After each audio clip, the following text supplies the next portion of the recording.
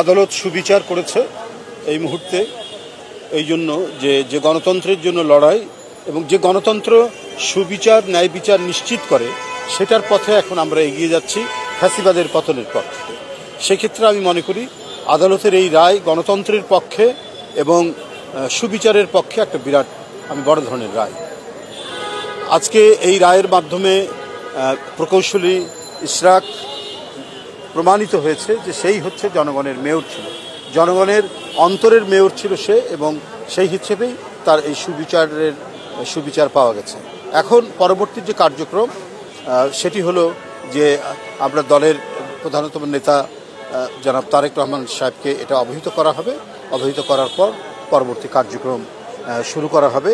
সে শপথ নেওয়ার বিষয় এবং অন্যান্য যে প্রক্রিয়াগুলো আছে সেই প্রক্রিয়াগুলো শুরু হবে। আপনারা কি মনে করেন তাহলে কি সেভাবে ইশরাকের মতো তিনিও কি মেয়র হবেন? নিঃসন্দেহে যদি সে বিচার যে বিচারাধীন যেটা রয়েছে, সাবজুডিস যেটা রয়েছে, সেখান থেকে ন্যায় বিচার পাবে এবং ন্যায় বিচার পাওয়ার পর তারপরে সে দলের সমর্থন নিয়ে মেয়রের শপথ নেবেন কি নেবেন না এই বিষয়গুলি তখন নির্ধারিত হবে। এখন যেমন এটা নির্ধারিত হয়েছে, তবে প্রকৌশলী ইশরাক এবং তাবিদ আউয়ালের নির্বাচনে আমি ব্যক্তিগতভাবে সন্ত্রাসী হামলার শিকার হয়েছি। কারওয়ান বাজারে ধারালো অস্ত্র নিয়ে আমার উপরে করা হয়েছে, হামলা করেছে।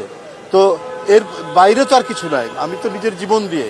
আর সারা সিটি কর্পোরেশন উত্তর দক্ষিণে চলেছে সন্ত্রাসের মহাযজ্ঞ, মহারাজত্ব।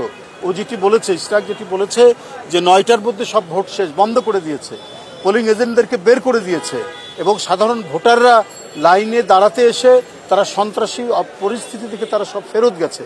এইটা শেখ হাসিনার ফ্যাসিবাদী যে নির্বাচন, হাসিনা মার্কা যে নির্বাচন, সেই নির্বাচনের একটা উৎকৃষ্ট দৃষ্টান্ত হচ্ছে সেই সিটি কর্পোরেশন নির্বাচন।